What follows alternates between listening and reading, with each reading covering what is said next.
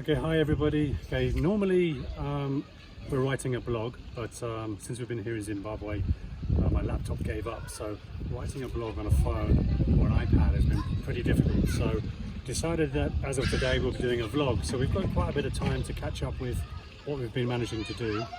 And we're here in the middle of Ramuka, so you're gonna have a little scan around. And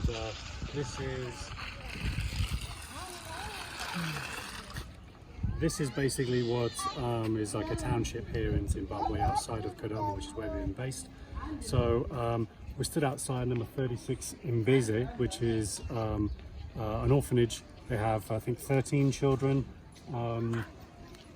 almost evenly split between boys and girls, and including these little triplets that we've got. You can see their little hands there. Hello. Woo! Come on then. Okay, so here we have Mrs. V. She's doing the washing. She's doing an absolutely spectacular job with the facilities that they have. This is the school uniform. So, School uniforms. This is the other triplet just here. So these triplets, their mother used to be a prostitute and died of numerous STDs with an unknown father. So all three of the kids have come here and they've been here since pretty much after birth. And they're just one of, like I say, 13 children here. So we're going to try and make their living conditions a little bit better, a little bit easier. That's not to take this and say that things here are really bad or anything. They do the absolute best with what they have, but we're here to make things a little bit easier. So, for example, here we have their cooking facilities. This is, I mean, they have a kitchen. They've got, I think, an old cooker that doesn't work, an old gas cooker that doesn't work. So actually all of the main meals are cooked here outside on an open fire. And as you can imagine, with I think 13 kids, all under 13 years old, many of them toddlers, open fires are not the best and safest place to be. So what we're going to do is we're going to replace that with a brand new gas cooker, and we're going to hook that up, and that should be sometime this week. We'll go over to where the water is.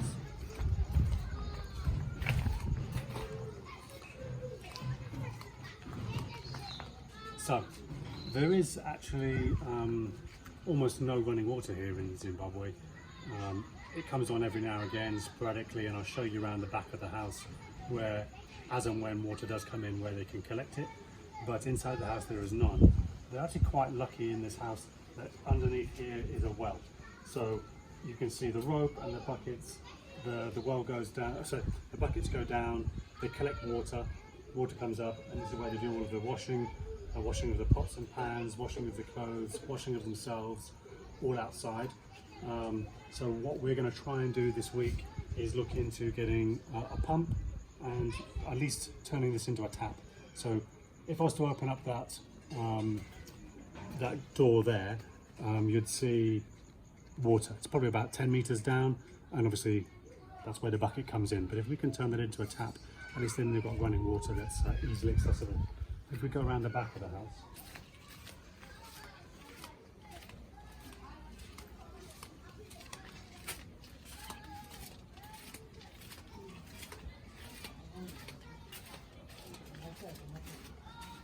okay, so this down here, this hose, is actually their access to the mains water. So there's no tap, there's no control over it.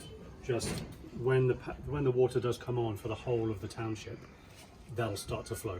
It hasn't flowed in a couple of weeks, hence why the well is a fantastic addition to their house. But this is where they would normally, if there was any water coming out, they'd be filling up big barrels like this, so they've got access to water after that.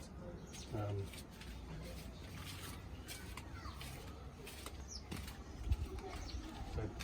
this is the space that we've been speaking with Mrs. V regarding doing an extension.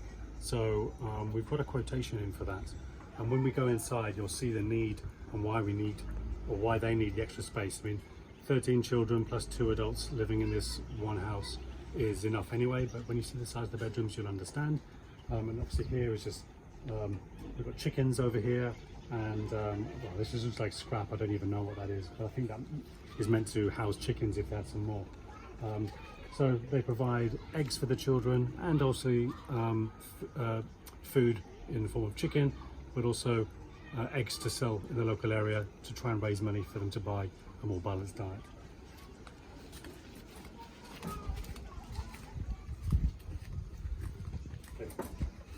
Here, for example, is the broken gas cooker, which, you know, as you can see from everything around us, here people like to hoard.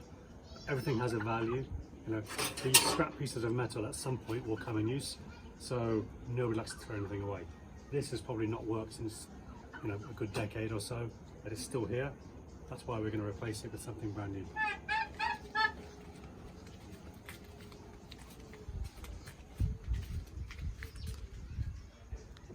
Here's the twins having a bit of fun. Triplets. Sorry, the triplets.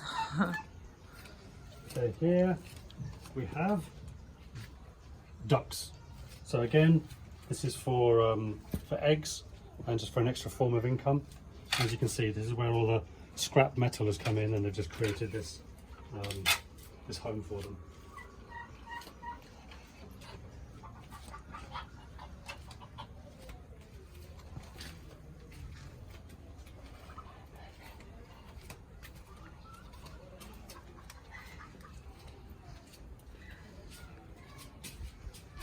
Okay, so now we're about to go inside. There's a healthy addition of flies everywhere. So if you see me wafting, it's not because or anything else. You might not be able to pick up the flies on the screen, but there's plenty of them. We'll give the place a deep clean.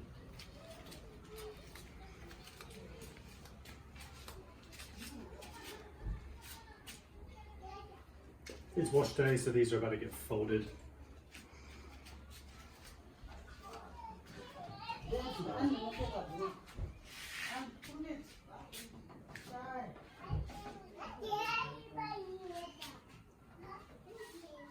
Okay, looks can be deceptive.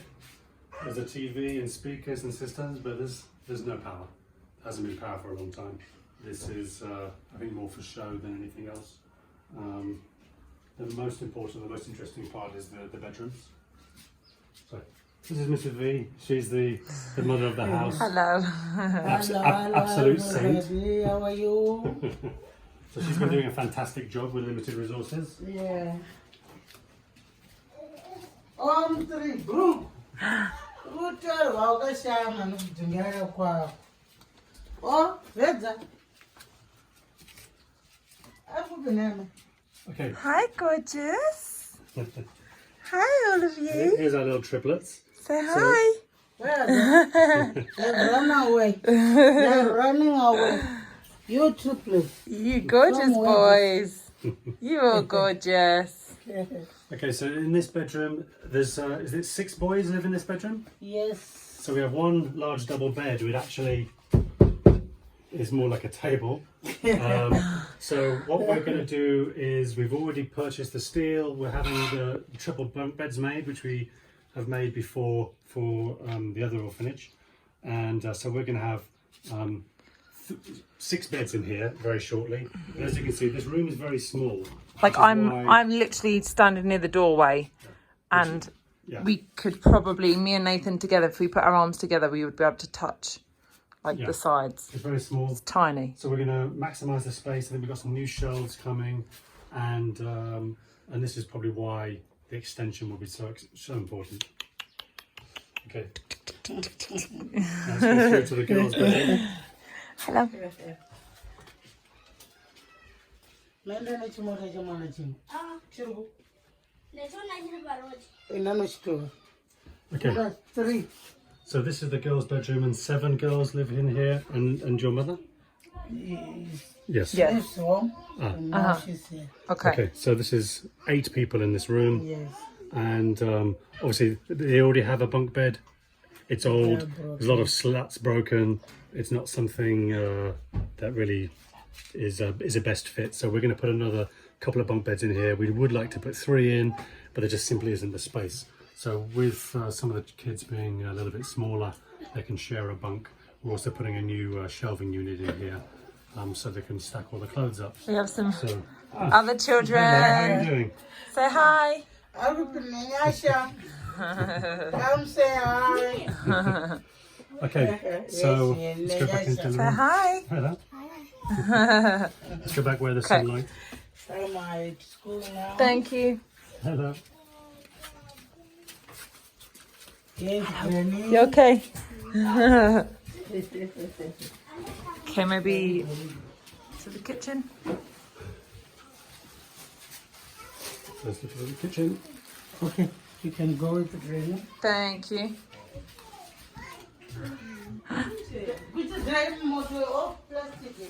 Okay, so this is the kitchen where we will be putting the gas oven. I mean, they have the pans to be able to cook with, which would be great. Gas obviously doesn't require electricity because there is none in here.